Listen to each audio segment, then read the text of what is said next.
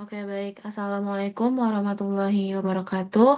Perkenalkan, kami dari kelompok 10 dari kelas 4D. Di sini kami akan menjelaskan mengenai proposal rencana pengorganisasian dan pemberdayaan masyarakat di Kabupaten Lebong dalam mewujudkan kawasan tanpa rokok sesuai dengan topik UAS kami. Lalu untuk nama kelompoknya yaitu ada saya sendiri, Oktavia Lirasa Putri, lalu ada Nisrina Salwa, teman saya, dan ada Rafila Izni Ahmad. Next. Oke, baik. Selanjutnya akan dijelaskan oleh Nisrina.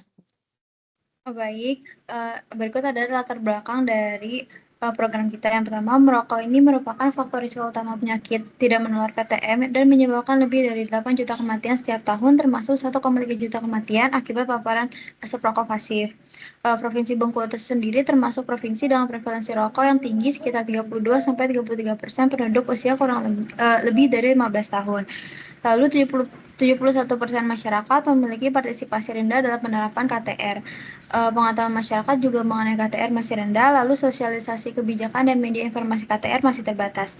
Kondisi tersebut meningkatkan paparan asap rokok pada kelompok rentan, anak, ibu hamil, lansia, sehingga diperlukan program pemberdayaan masyarakat berbasis ABCD melalui program Destapa Desa Sehat Tanpa Asap. Next.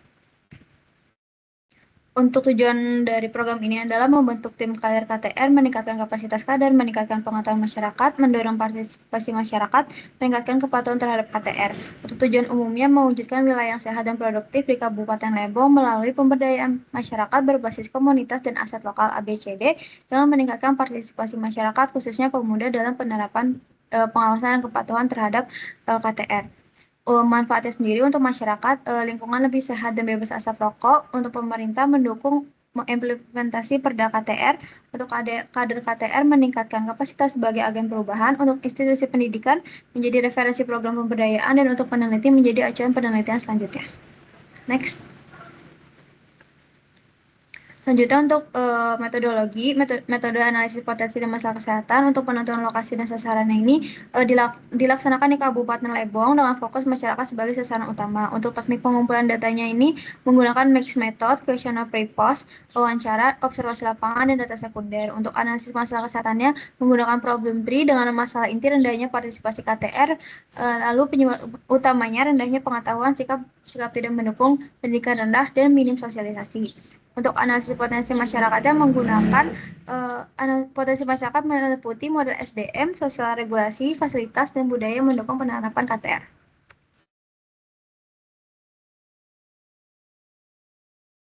Selanjutnya masih di metodologi yaitu 2.2 metode penentuan rancangan program pemberdayaan.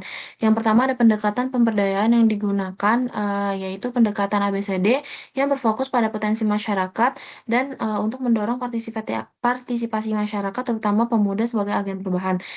Ya selanjutnya itu mode pemberdayaan di mana meliputi 3 tahap. Yang pertama yaitu penyadaran tentang bahaya rokok dan KTR, lalu pengkapasitasan melalui pelatihan kader dan pemberdayaan dengan pelibatan aktif dalam edukasi dan pengawasan KTR. Selanjutnya untuk strategi intervensi itu kita ada 3, yaitu yang pertama edukatif, di mana menyisipkan materi bahaya rokok dan KTR ke kegiatan rutin. Lalu untuk strukturalnya itu memperkuat penerapan Perda nomor 2 tahun 2018 lewat pemasangan tenda batas KTR di titik fasilitas umum. Dan yang terakhir ekonomi alternatif, di mana pelatihan keterampilan produktif untuk meningkatkan ekonomi bagi perokok. Selanjutnya ada rencana aksi program di mana bulan pertama yaitu musyawarah desa atau kecamatan dan pembentukan tim kader KTR. Lalu bulan kedua yaitu pelatihan kader plus pelaksanaan pretest. Next.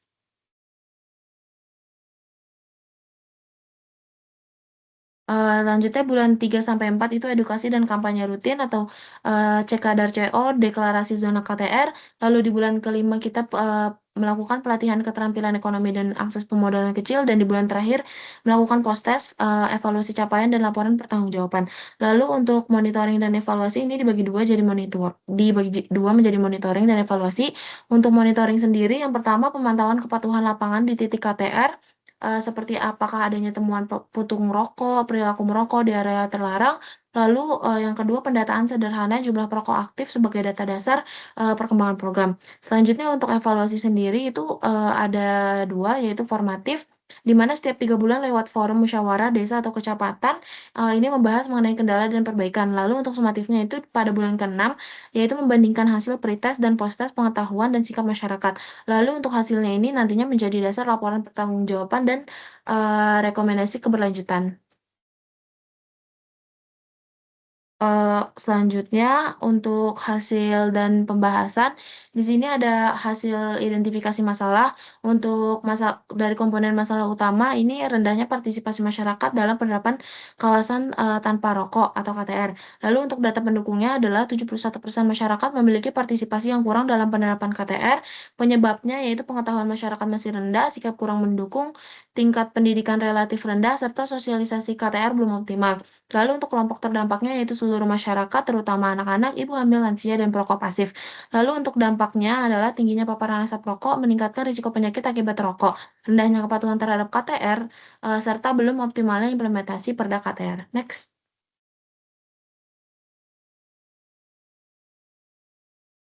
Selanjutnya, hasil analisis potensi masyarakat.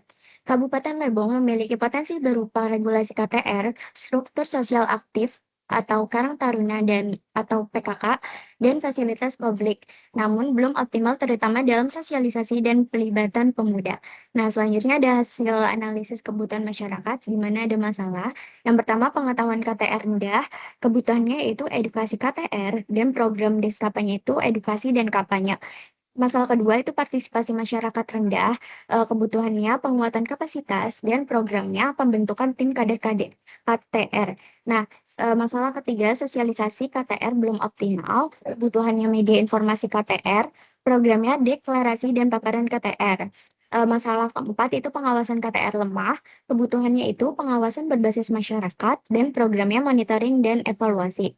Yang terakhir, pengeluaran rokok tinggi. Kebutuhannya yaitu alternatif ekonomi, programnya pelatihan keterampilan. Selanjutnya, model rencana pemberdayaan masyarakat. Tujuan program ini yaitu program Destapa atau Desa Sehat Tanpa Asap bertujuan meningkatkan partisipasi masyarakat khususnya pemuda dalam penerapan dan pengawasan KTR berbasis pemberdayaan komunitas. Nah, selanjutnya itu sasaran program yaitu ada primer yaitu masyarakat, sekunder pemuda atau tokoh masyarakat, kader tenaga kesehatan dan tersiernya itu pemerintah daerah dan OPD. Nah, selanjutnya pembentukan kegiatan, di mana dalam program ini tuh musyawarah dan pembentukan kader, pelatihan kader, edukasi terintegrasi, pemeriksaan kader CO, deklarasi zona KTR, lalu ekonomi alternatif. Terus tahapan pelaksanaan, yang pertama itu sosialisasi dan pembentukan kader, yang kedua edukasi kampanye model sosial lokal, yang ketiga penegakan aturan dan zona KTR, yang keempat pemberdayaan ekonomi alternatif, yang kelima, monitoring dan evaluasi berkepanjangan. Selanjutnya, model rencana pemberdayaan masyarakat ada peran stakeholder. Yang pertama, kader pemuda atau Karang Taruna. Yang kedua, kader PKK atau Posyandu. Yang ketiga, tokoh masyarakat atau agama. Yang keempat, tenaga kesehatan puskesmas atau RSUD. Yang kelima, perangkat desa kecamatan. Nah, selanjutnya itu indikator keberhasilan program. Yang pertama ada indikator kerja. eh, Terbentuknya minimal satu tim kader KTR beranggotakan 20 orang. Yang kedua, pelatihan kader dan edukasi terlaksana di seluruh kecamatan sasaran. Yang ketiga, terpasangnya minimal 10 paparan atau tanda KTR di titik fasilitas umum. Yang kedua, ada indikator dampak. Yang pertama itu skor pengetahuan meningkat minimal 30% dibanding pretest. Yang kedua, sikap mendukung KTR naik dari 42 menjadi minimal 70%. Yang ketiga, menurunnya pelanggaran merokok di area KTR atau temuan puntung rokok berkurang.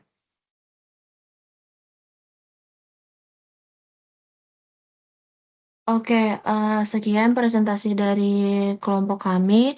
Kurang lebihnya mohon maaf. Wassalamualaikum warahmatullahi wabarakatuh.